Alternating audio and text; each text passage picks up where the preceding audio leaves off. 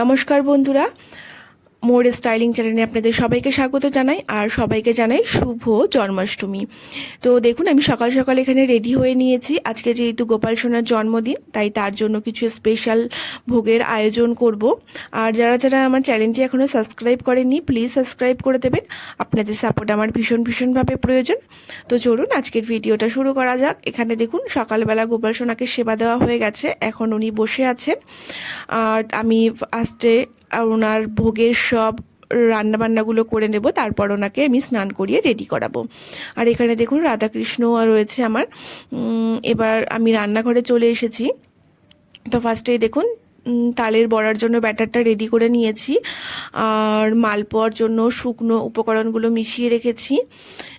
আর যা যা লাগবে আমার সব কিছু আমি এখানে হাতের সামনে রেডি করে নিয়েছি, যাতে বারবার আমাকে এদিক ওদিক না যেতে হয়। প্রথমেই আমি সব কিছু এক জায়গায় জোগাড় করে রেখেছি।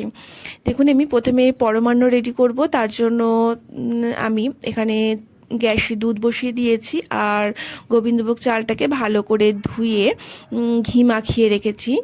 আর এখানে আমি ঘি দিয়ে সুজির পায়েস বানাবো, তার জন্য সুজিটাকেও ভালো করে ভেজে নিলাম, আর তার মধ্যে দুধ আর কিছু কিশমিশ দিয়ে দিলাম। দেখুন, এভাবে আমি কিন্তু সুজিটাকেও রেডি করে নেব। আর পায়েসের চালে অনেকেই জানেন যে একটু ঘি মাখিয়ে রান্না করলে পরে চালগুলো আর লেগে যায় না। তো দেখুন, কথা বলতে বলতে আমার কিন্তু পায়েসটাও রেডি হয়ে গেছে। গোপাল সোনার জন্য একটা ছোট বাটিতে তুলে নিলাম, আর বাদ বাকিটা আমি হাঁড়িতেই রেখে দিয়েছি। তারপর দেখুন, লুচি করার জন্য এখানে ময়দাটা মেখে নিয়েছি। ময়ন, নুন, চিনি সব কিছু পরিমাণ মতন দিয়ে আমি কিন্তু এখানে ময়দাটাও মেখে নিয়েছি। আর এই যে দেখতে পাচ্ছেন, নারকেলটা কুড়িয়ে নিয়েছি। আমি কিন্তু এখানে একটা নারকেলেরই নাড়ু করছি, অল্প করে গোপাল সোনার জন্য। যেহেতু অনেক কিছু আইটেম হচ্ছে, তো সব কিছুই খুব সময় সাপেক্ষ, সে কারণে আমি অল্প অল্প করেই গোপাল সোনার জন্য করে নিচ্ছি। আর একা হাতে যেহেতু করছি, সেহেতু অনেকটা সময় লেগে যাচ্ছে সেজন্য। আর এখানে দেখুন, আমি নাড়ুগুলো আমার রেডি হয়ে গেছে। একে একে সব গোল করে পাকিয়ে নেব নাড়ুগুলোকে। আর এই নাড়ু কিন্তু গোপাল সোনার খুব ফেভারিট একটা জিনিস। তো দেখুন, আমার এখানে একটা নারকেল দিয়ে কটাই নাড়ু হয়েছে। তারপরে আমি এখানে তেলটা গরম করে নিয়েছি কড়াইতে, নিয়ে তালের বড়ার জন্য যে ব্যাটারটা রেডি করে রেখেছিলাম, সেই ব্যাটার থেকে এরকম বড়ার আকারে আস্তে আস্তে দিয়ে দিচ্ছি একে একে। আর এই তালের বড়াটা কিন্তু আজকের দিনের জন্য ভীষণ স্পেশাল।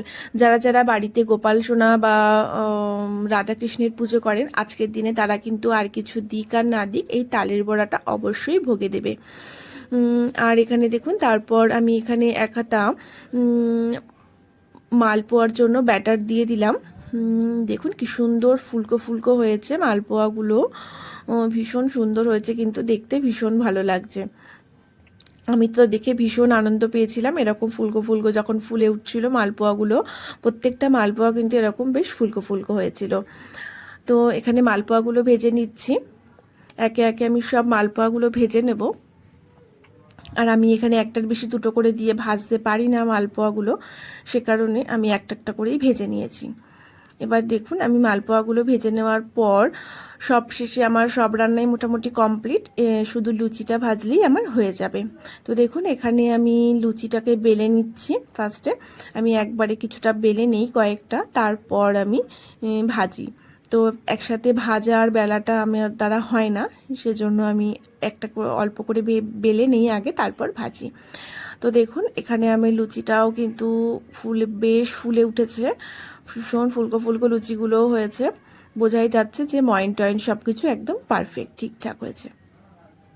তো আমি এখানে লুচিগুলো ভেজে নেব একে একে। নেওয়ার পর আমার রান্না বান্না কিন্তু এখানে আমার কমপ্লিট হয়ে যাবে। তারপর আমি যাব গোপু সোনার কাছে, গোপু সোনাকে রেডি করতে। তো দেখুন, একে একে আমি সব লুচিগুলোকে ভেজে নেব। আর সব রান্নাবান্নাগুলো আপনাদেরকে একবার দেখিয়ে দিচ্ছি আমি কি কি রান্না করলাম।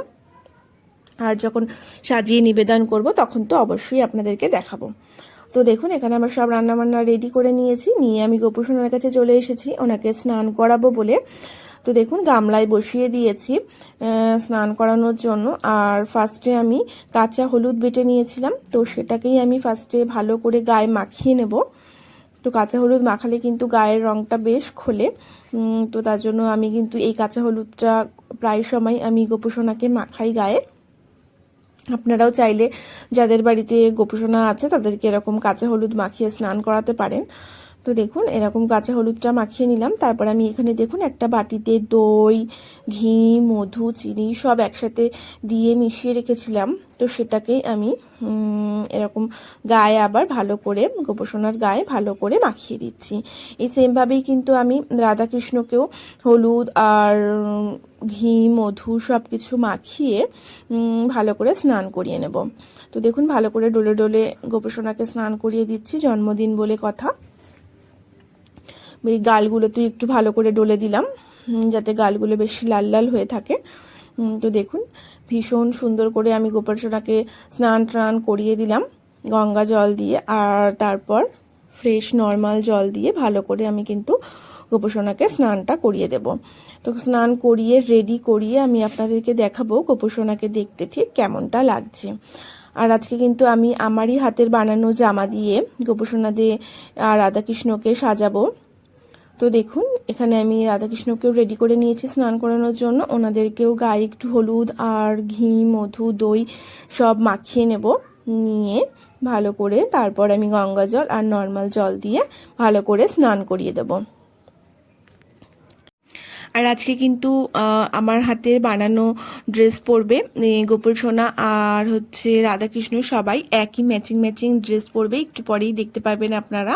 আর সেই ড্রেসটা কিন্তু আমার হাতেই বানানো। যারা যারা সেই ড্রেস বানানোর ভিডিওটা দেখেননি অবশ্যই একবার দেখে নেবেন, আমি লিঙ্ক ডেসক্রিপশন বক্সে দিয়ে দেব। তো দেখুন এই যে গোপুসোনার ফাইনাল লুকটা দেখে নিন, কতটা সুন্দর লাগছে দেখতে।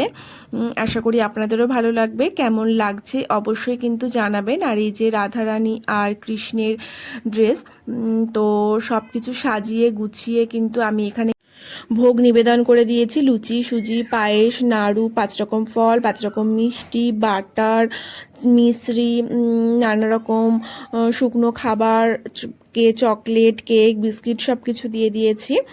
আর আরতি করে পাঁচালি পরে আমার পুজোটা সম্পন্ন করেছি। তো আজকের মতন টাটা।